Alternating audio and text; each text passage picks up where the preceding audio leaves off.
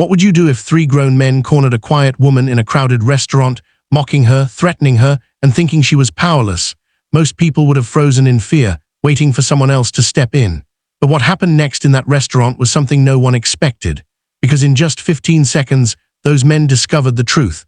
The woman they thought was weak was actually a Navy veteran, and the lesson she gave them that day left the entire place in stunned silence. Stay with me till the very end, because this story isn't just about courage, it's about respect, resilience, and the kind of strength the world often underestimates. It was a rainy evening in a small coastal town. The restaurant was packed with families escaping the storm, laughter echoing between clinking glasses and sizzling pans. Among the crowd sat Emily, a woman in her early 30s, quietly enjoying her meal at a corner table. She didn't draw attention to herself. Her plain jacket, calm eyes, and composed demeanor made her look like just another customer passing through. But behind those quiet eyes was a past few could imagine.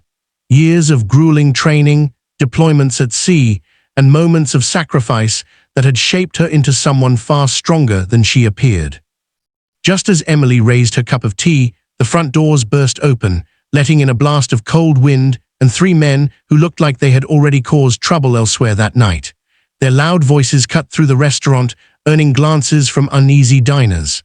The men spotted Emily sitting alone and smirked. To them, she looked like an easy target, someone who wouldn't fight back.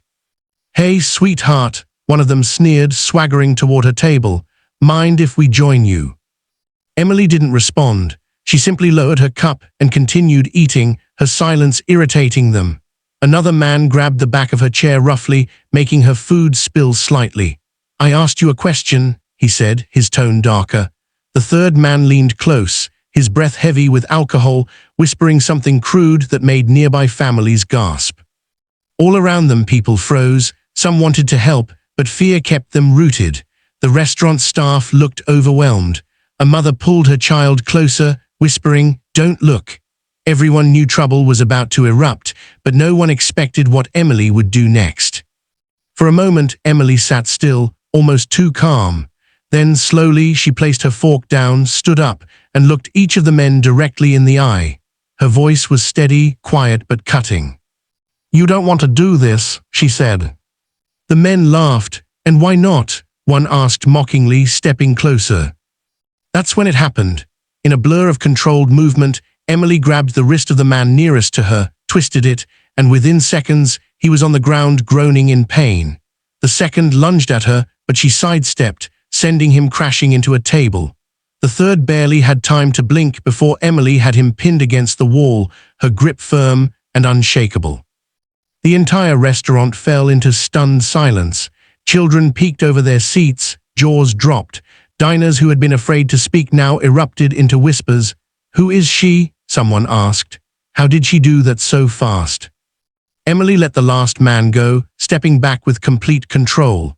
Her breathing was steady, her stance unshaken. Then, with quiet authority, she said, "I served 10 years in the Navy. You picked the wrong woman tonight."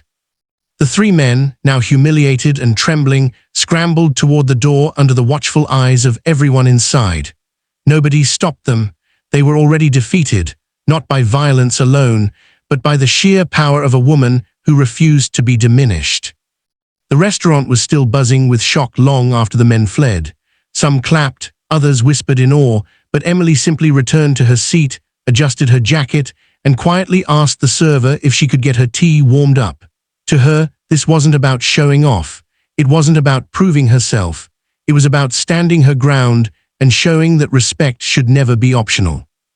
A little boy at the next table tugged at his mother's sleeve and whispered, "Mom, she's like a real-life superhero."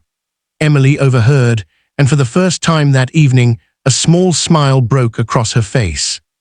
One of the older men in the restaurant, a veteran himself, stood and saluted her softly. "Thank you for your service," he said. Emily nodded respectfully, her eyes reflecting gratitude but also humility. But it wasn't just the people in that restaurant who walked away changed. It was also Emily herself. For years, she had lived quietly, carrying her experiences silently, unsure if anyone would ever understand what she'd been through in the Navy. That night, she realized something important. Her strength wasn't just for the battlefield, it was for everyday life, for moments when someone needed to see that standing up for yourself is possible.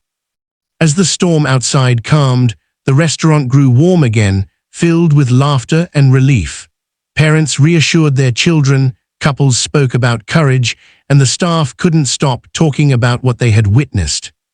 When Emily finally left, a little girl ran after her and said softly, "I want to be brave like you someday." Emily knelt down, her voice gentle but powerful. Bravery isn't about fighting, it's about knowing your worth and never letting anyone take it away. And with that, Emily walked into the night, her figure fading into the misty streets, leaving behind not just the memory of what she had done, but the lesson she had given. The story spread in whispers across town until it became a reminder for everyone who heard it. Strength isn't always loud, and heroes don't always wear uniforms. Sometimes they just sit quietly in a restaurant until the moment they're needed most.